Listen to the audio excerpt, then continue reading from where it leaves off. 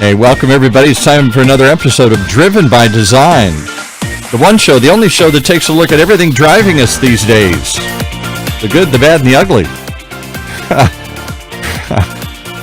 With the man who only sees the positive and the happy in most of this stuff here, Mr. I got plenty of ugly. I have to look for the positive. You do. You seem to find inspiration in dark times, and that's what today's show is all about here. Is there any hope for inspiration in dark times here? I just don't know. We live in a crazy world. You know, it's a strange time, right? It's like I think of inspiration as like a light or like campfires. Like if you go camping at night and you're out in the wilderness, and it can be scary, but that thing that you hover around is a campfire, right? Mm-hmm. And I love that metaphor because I think how people are lighting a lot of campfires right now at home. Mm-hmm. And what I mean by that is because it's a strange time and there is so much unrest and danger and these very real issues of people losing family members to this disease and sort of the incompetence of our previous administration to not help people. I think people have also shown this amazing human resilience and indomitable will to create and do something new in the dark times. And so what I want to talk about today are just like, projects that you wouldn't have had time to do. For me, it's the Do You Remember Flying Cars? Which was a fascinating idea. So you're in normal times, you're busy, you're going 24/7, meeting after meeting. Now, forced to be home more, forced to, you're not flying to China every other week or flying up north. So you've got more time to do things and find inspiration where maybe you were putting that off.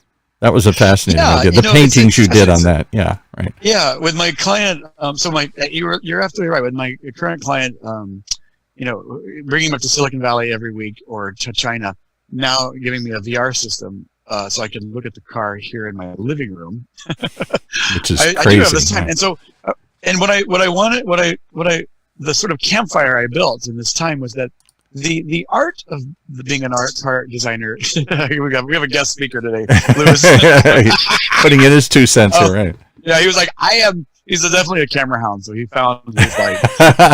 Is there a camera on? Yeah, no, he is such a little performer. So he's actually more of a clown. Anyway, the campfire that with the Do You Remember Flying Cars for me is the art of my job.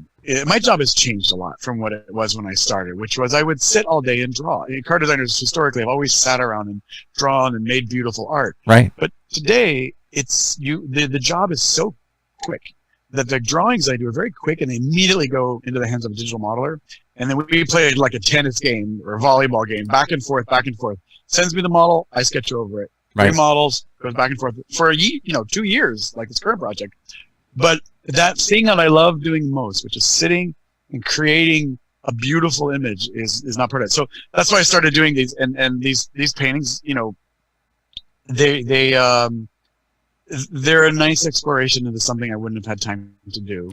They're selling, so I'm happy about that. There you go. Well, look at this series that we're doing as we keep evolving. As we used to do this in person in our studio. Now we're doing this by Zoom. My camera just cut out on me here, so I'm going to be the voice of God talking to you from somewhere other off screen here. So. And exactly, I've got that Moses look here. We've all been forced to pivot and experiment with things we knew about, and we might have tried, but we were resistant to dive into and explore virtual reality, Zoom calls, working from home, on and on and on. We're suddenly being forced to pivot.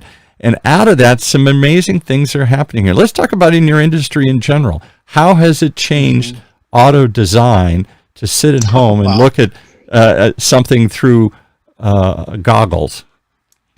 It's fascinating you say that because I think at the end of the day, you will always need a clay model. Because at the end of the day, what you do make has to be in that world, this world, not in here in the computer. Right. The thing you make has to live in. It has to be good. But for a large portion of the process now, you can do it virtually, and that has definitely sped things up.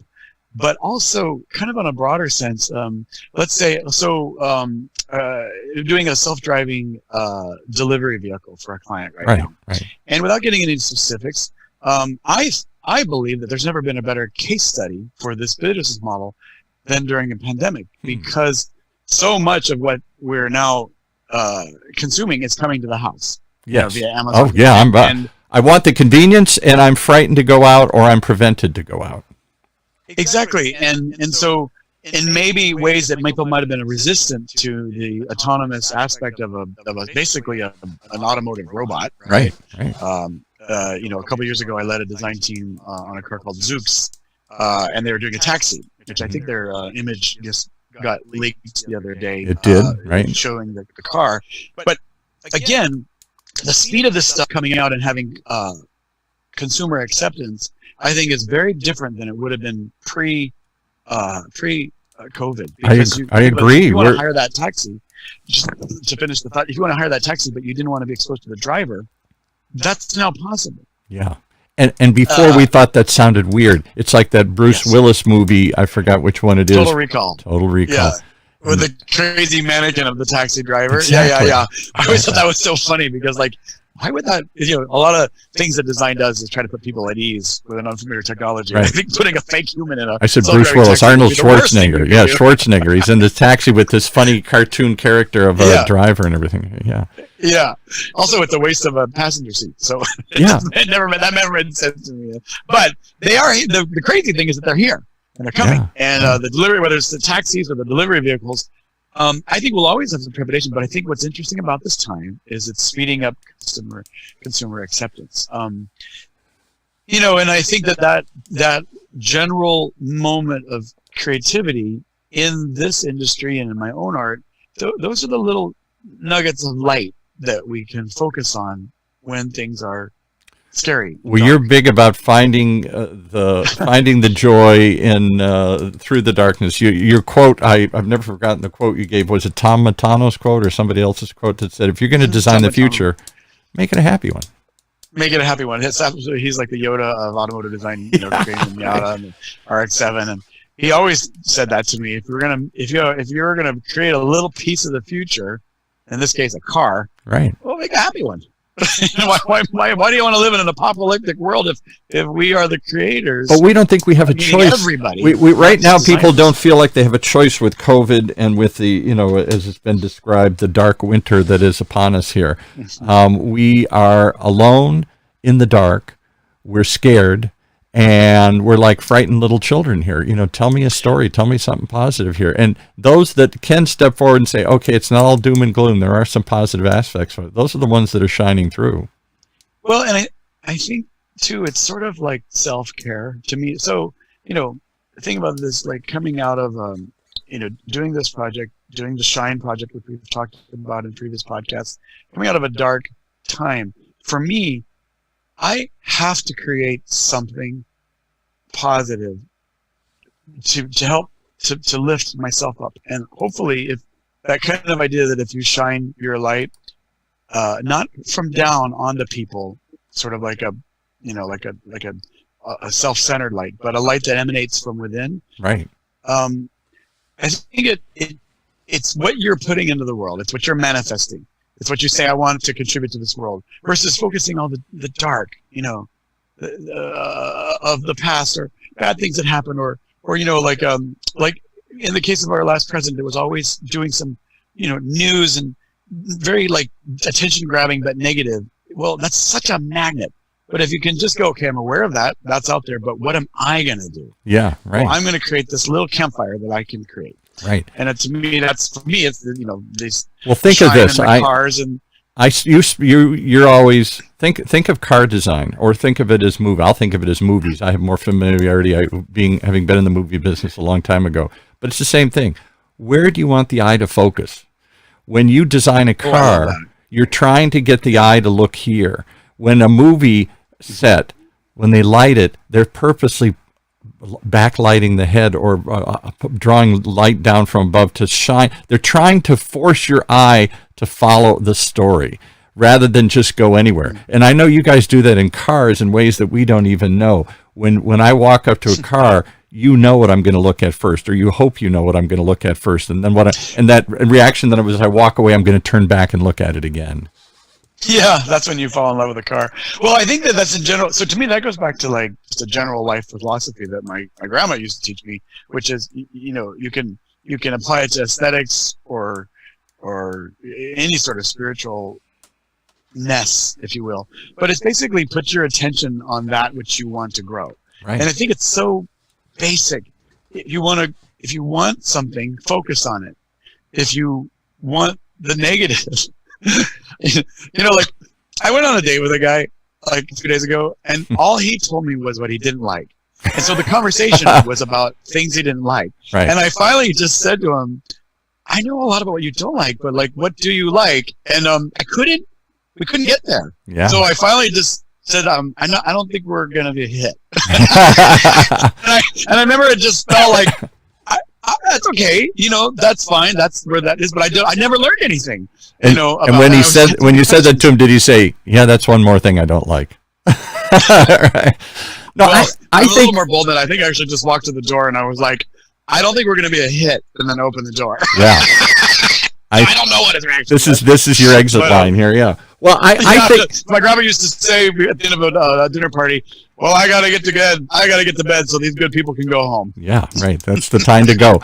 But again, we want to focus. I don't know whether we want to or we fall into the trap of focusing on the negative and focusing on the bad. Yeah, and we all do. And as a human, I do too. My gosh, it's so easy to get. Well, the media that I'm part of here, that you're now part of through this station and this show, we all know if it leads, it bleeds. You know, we've got to have the negative. That if you're scared and angry, you'll tune in. If you're happy, you'll turn it off.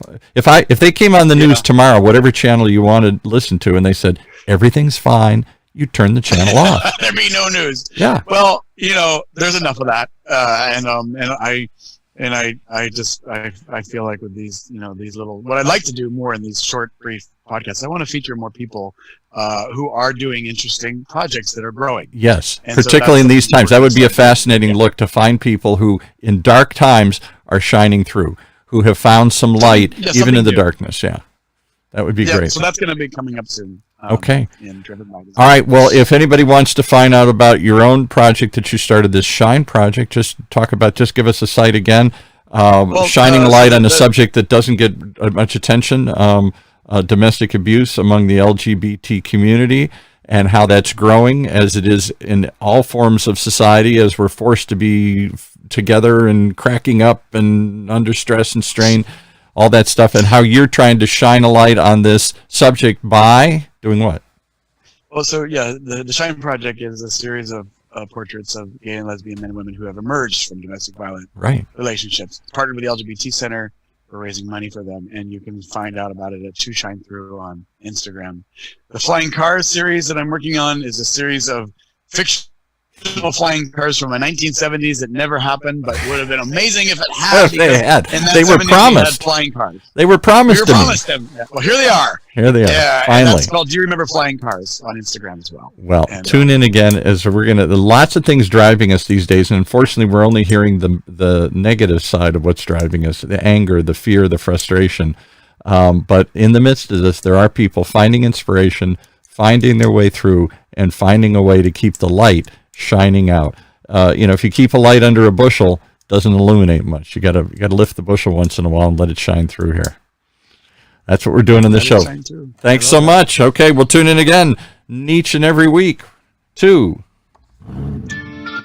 Driven by Design.